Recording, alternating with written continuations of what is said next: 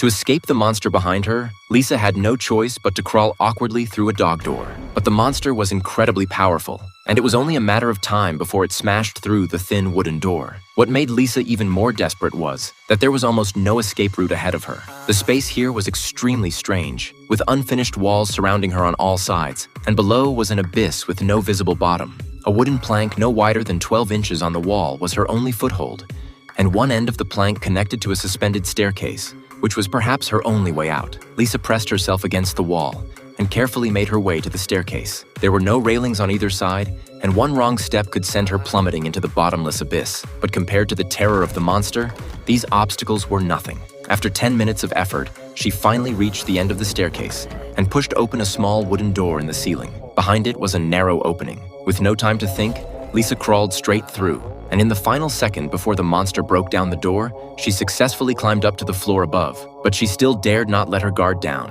for the monster's pursuit continued. Looking at the familiar layout of the rooms before her, Lisa felt a spark of hope, as this was the very place she had entered the back rooms. But the result left her in despair. When she tried to escape the furniture store, she found nothing but a thick stone wall outside the door, with no exit to be found anywhere. By this point, the monster had already caught up behind her. Though it did not move quickly, it clung to Lisa like a ghost, giving her no chance to catch her breath. Cornered, Lisa grabbed a nearby tool and smashed off the monster's wooden leg. Taking advantage of the moment it fell, she sprinted forward, only to accidentally knock into an advertisement board on the ground, which hit a switch and triggered the fire extinguishers all around her. In an instant, the entire room filled with thick smoke. Through the haze, Lisa spotted a narrow gap in the wall, which might just be the real exit. Using the cover of the smoke, Lisa rushed into the gap, while the monster, too large to fit through the narrow gap, was left behind.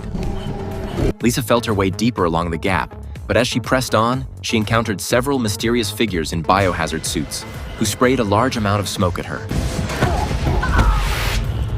It turned out they were workers stationed at the exit of the back rooms, whose purpose was to eliminate any monsters that emerged from within. Lisa was eventually rescued safely, though what they did not know was that this was far from the only entrance to the back rooms. This night, a man named Jimmy suddenly discovered a white light appearing on the wall of his basement. Curious, he reached out and touched it, and unexpectedly his whole body passed straight through the thick wall. Before him was an unfamiliar room that had never existed in his home, with various pieces of furniture piled haphazardly in the center. He never expected that his own basement was hiding such a mysterious space. Jimmy then pressed his body against the wall and tested it several more times, finding that he could pass through effortlessly every time without any resistance. After confirming that he could freely enter and exit this strange space, Jimmy gradually grew bolder, and his curiosity drove him to walk into the inner room. Little did he know, this would be the beginning of his nightmare. This was level 0, the most basic level of the back room.